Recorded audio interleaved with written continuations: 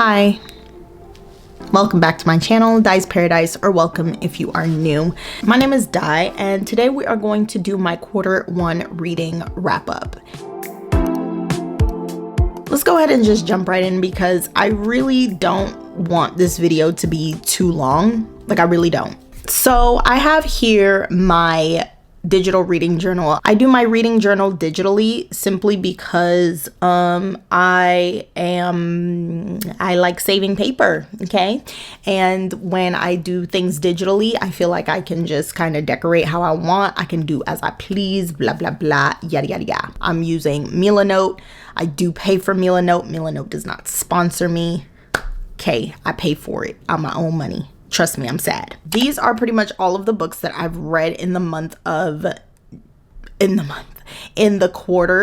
first quarter of the year, from January until March, except for Medusa. Medusa I actually read in December, but I did not include it on my wrap up for 2025. So I was like, I'm gonna just keep it here because I wanted to include it because it's a good book. It's a really good book. So let's go ahead and get into it.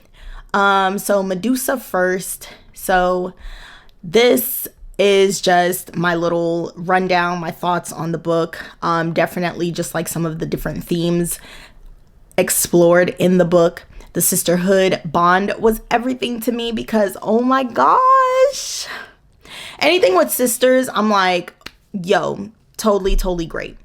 So these are definitely some of the themes explored in Medusa. So you have xenophobia, grape culture. I guess I should put that there. Grape culture, femininity under the male gaze, sisterhood, mother-daughter relationships, power dynamics, grooming, freedom as women. Oh, I did make this connection in the similarity to Ariadne. I felt like in Ariadne there was definitely this exploration of the idea of what does it mean to be free as a woman, and I feel like that was also explored in Medusa. And I'm wondering if, like, what is the why is this a reoccurring theme in Greek mythological retellings? And I mean, you don't have to tell me why. I know why. Okay, I mean, we know why. But I definitely felt as though it was a theme that was in Ariadne, and it was definitely a theme that was explored in Medusa as well. Childhood household dynamics and its effect. Yeah, so watching like the abuse that the mother not only endured, but also, I think I'm mixing up Spanish and English words. Is that a word? Reparted, like is like distributed, or like the abuse that the mother also like dealt to her daughters as well, definitely was a thing. And then also female rage.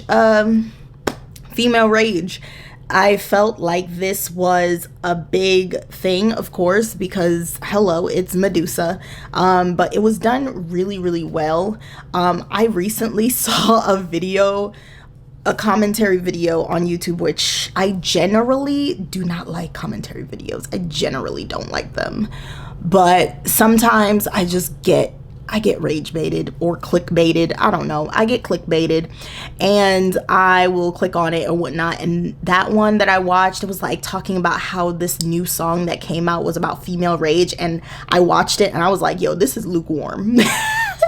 I was like, her rage is lukewarm, baby. What are you talking about? And in Medusa, I'm like, this is some female rage. I don't know what they talk about. Female rage. Yeah, anyway. But these are just some of the themes explored for Medusa. Of course, I'm at 7 minutes long already on this video and I got other things.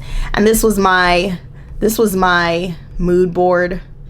How the book makes me feel, you know, the snakes and everything. And then I also found this quote from the Bible, and I will put enmity between you and the woman, and between your offspring and hers. He will crush your head, and you will strike his heel. Genesis 3:15. And that is pretty much the moment when God is condemning the serpent, and the serpent is the one who's being cursed in this verse. And this one comes right before the curse, or I'm not gonna say the curse, maybe the consequence. Let's say the consequence, according to some interpretations. It could be a curse or a consequence. The consequence that was put on women, which is Genesis 3:16, which is actually one of my more favorite quotes or verses in the Bible, but we're not gonna get into that. Why is it my favorite? I don't know. It's a consequence, but it's my favorite. Okay, leave me alone. Then we have The Adventures of Amina Al-Sirafi. I read this back in January. Let's see what I read. Okay, I rated this one, but that's because I already rated it, so whatever. But thoughts after reading. This is a great adventure story about living out dreams, no matter who you are or where you are in your life. The exploration of Amina's chance at fulfilling her dreams, Nakhuda and Mother and Pirate, was one that inspired hope through fantastical motifs and world historical context. And this book gave me a little giddiness at the thought of getting older. It let me know that life isn't over at 30. If anything, it's just starting, because that is when you become sure of yourself, confident, and a bit more wise. But as we age, there is always room for growth and learning and improving, and every day is a chance to do better, get better, and to grow. So I really just loved this story. I loved how it was just it was just like Amina Al-Sirafi, and watching her just still grow and still live life at an age where, people will always try to tell you like, oh no, it's over, it's done, like you did what you had to do. And it's like, nah. But really and truly, this was a good story of just about living out your dreams in general. So I really appreciated it. And I do have a mood board for this one. And then this was a quote from the book, "What madness to gaze upon the violent chaos and cruelty of this world and have faith." And I truly looked at that quote and I was like, yes, girl. Yeah, because it's crazy out here. And I find that the more that I realize that the world is crazier, the more I develop my relationship with a higher power. Because at the end of the day, I feel like, it's like the more that I realize that the world is just not all sunshine, roses, and daisies, the more that I have to be more secure in my relationship with the higher power. Because look, this world ain't it, it ain't it. It's kind of crazy. It's doing the most. And I feel like Amina Al-Sirafi definitely exemplified that concept in her story, in this book. Shannon Chakraborty, she definitely exemplified this concept in this book, and she did a really good job. So yeah. Also, this is just some pictures of Yemen and just like the trees and whatnot. And I literally this is, I forgot the harbor, Aden, I forgot the harbor name, but this is definitely just an area there that was mentioned in the story. So all of this is just like little motifs and whatnot mentioned in the book. Then the next book I read was The Hunger Games, and I read The Hunger Games. Okay, I rated this one as well, but the real star of this book was Rue. You can't tell me nothing. The real star of this book was Rue. Don't tell me nothing. I have nothing really insightful to say other than reading it as an adult with a better understanding of the world, politics, and society reveals a lot of the underlying messaging. For example, hunger seemed to be a serious theme, included in the name for a reason. Katniss's starvation, hunting for food parallels to hunting for people. Collins even explored the concept of what happens when children grow up in food scarce situations. I don't think I would have come to this conclusion without knowing what I know as an adult. Yeah, so just pretty much talking about the Hunger Games and just looking at the fact that in the Hunger Games, Suzanne Collins actually mentioned several times like the concept of not having food and what that does to children. And you know, some of the kids who came from food scarce situations where they did not have, where they weren't lucky, like, I'm not gonna say lucky, where they didn't have the skill to go out and hunt for food the way that Katniss did. And they actually ended up being, you know, having different styles or different manners towards eating and different things, a different approach towards food and a different approach towards eating when they came to the Capitol. That was mentioned in the Hunger Games. And I realized that in the Hunger Games, like, food is such a big topic in the Hunger Games. And I'm not just talking about food, like, just like, oh, like, we need to eat. Like, no, like, the concept of starving, the concept of starvation is a big point of this book. And I don't think I would have recognized that as a child. Like, I did not recognize that as a child because this was my second time reading it. But the second time reading it as an adult, I definitely saw that was a big theme. And for that reason, I am actually wanting to continue because I want to see what other motifs she's kind of put, or what other messages she's put in the other books that I just did not necessarily look at or see in the beginning, you know? So yeah. The next book I read was Zecora. This is by Chimamanda Ngozi Adichie. This is a short story, and I said I love this short story. This was a beautiful portrayal of the costs of womanhood and privileges of manhood all in one fell swoop. So this is definitely something, the short story, that reminded me of the power that Chimamanda Ngozi Adichie and her writing has, because she's just such a realistic writer where she doesn't portray relationships in these like fairy tale idealistic depictions. And I truly love that about her, and that's one of the reasons why, like, I decided to pick up what I'm reading right now, which is Americana, is because of the simple fact that everything that she writes about is very real and very realistic. And it's like, I can see, like, this is what happens. Like, she's genuinely documenting the truth of life and the many different facets of life, especially when it comes to marriages and relationships between men and women. And I love that about her. It's not romantic for the sake of romance. It's, let me be honest. This is really how it goes. And I feel like at this point in my life, that's the kind of romance that I need, which is the more realistic stuff rather than the fairy tale idea romance that we are kind of used to, where they live happily ever after type deal. I'm kind of tired of that, okay? Because it's okay. I'm really tired of that. But I really do love the reality that she puts in her books. Okay, then we have Queen of the Conquered. I rated it 3.5 stars, and I said that this was an interesting take on colonial rule and the complacent role as we as individuals may play in the system.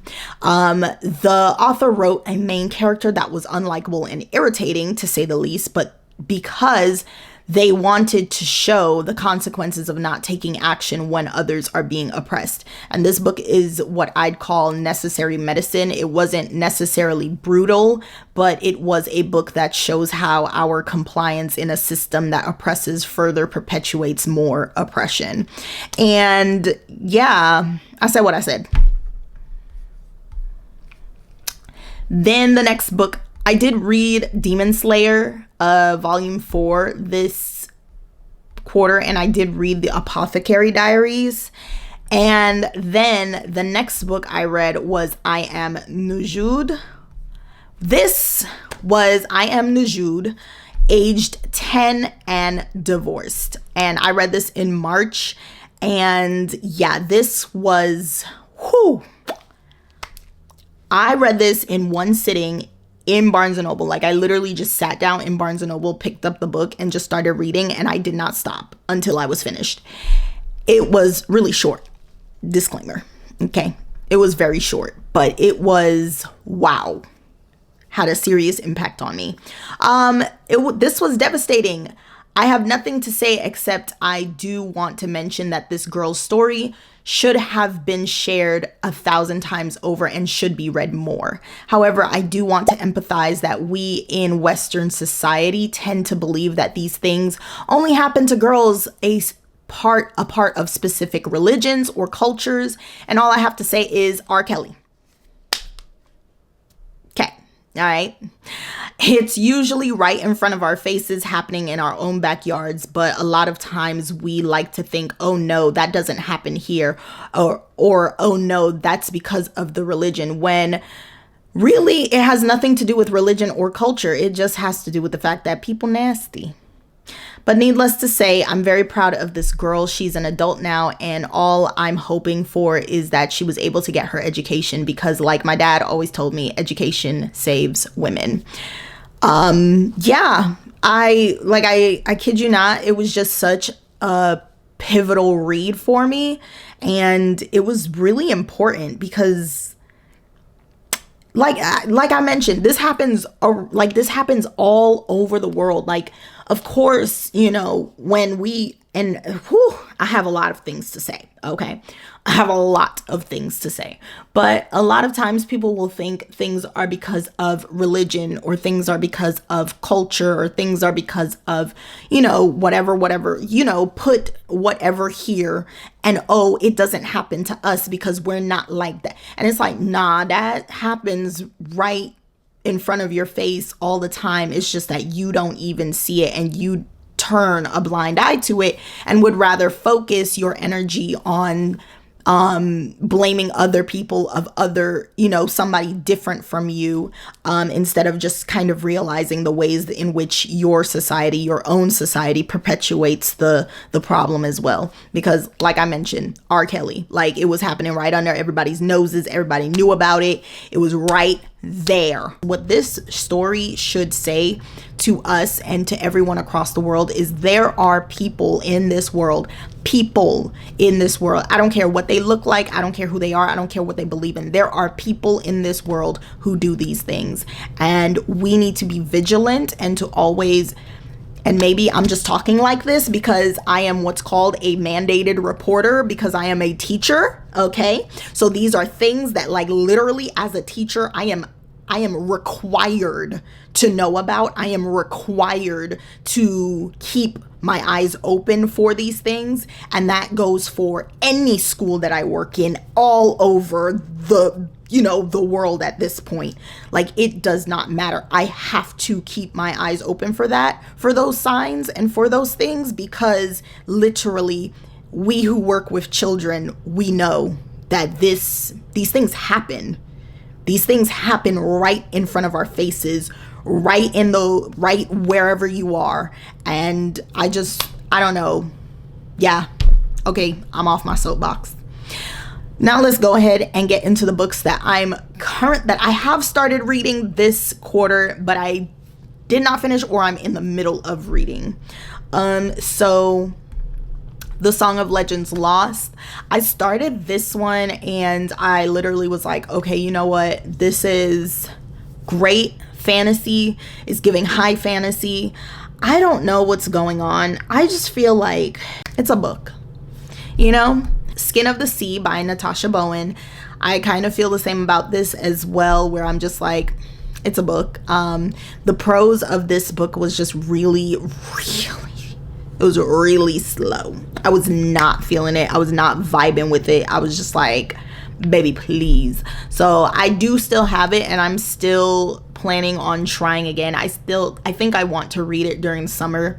I think I want to read it during a trip that I have coming up. So I'm gonna try my best. I'm gonna try to read it again. White Egrets. This is a poetry book written by a St. Lucian author. I'm just The only reason why I haven't finished this yet is just because I'm getting through it. Like, that's all. Like, it's a poetry book. I don't want to read it all in one sitting. So therefore, yeah, I'm taking it as it comes. Then the two main ones, the first main one that I'm in the middle of is Americana by Chimamanda Ngozi Adichie. I'm actually really loving this. I think I'm like 42% of the way through the book right now.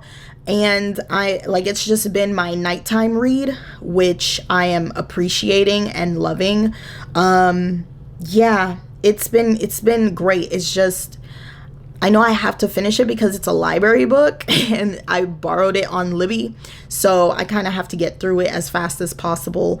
But it is definitely something that I am loving and I'm actually enjoying the book. It's just that I'm reading it slowly and I have no problems with reading it slowly. It's just sometimes I feel like even Libby is rushing me, you know? Like, stop rushing me. Like, let me take my time. But I guess that means I just need to buy the book. But then Americana, I am currently in the middle of it. I am actually enjoying it. I love the way she writes, genuinely. Yeah. And then the other book that I've started and I'm in the middle of is The Count of Monte Cristo. I am not too far into The Count of Monte Cristo and I'm totally okay with that. I'm taking it bite-sized, tiny little bite-sized pieces, and I'm sticking with that. However, I did learn that Alexandre Dumas, he is pretty much the son of, I don't know his name. It's something Alexandre Dumas as well, but it's something else. But his father is half black. And I was like, oh, that's very interesting. And his father fought in Napoleon's War. Yeah, I found that very interesting. Fought on the side of Napoleon, I believe. And I'm actually at a part in The Count of Monte Cristo where I'm reading it and I'm like, oh, snap. I'm wondering, like, how much of The Count of Monte Cristo is actually connecting to Alexander Dumas' own personal life and his political, his political positions and political beliefs. I'm wondering because, yeah, learned about that and I was like, wow, this is interesting. So I'm currently in the middle of The Count of Monte Cristo and this has been pretty good so far and I'm taking my time with it. And yeah, so this is pretty much my Q1 reading wrap up. I won't count Medusa, but I read a total of 7 books and I'm currently in the middle of 3 books and then I've soft DNF'd 2. So yeah, that's where I am. If you guys have any questions, please feel free to comment down below and any suggestions, recommendations, lo que sea. I will see you guys in the next one. Bye.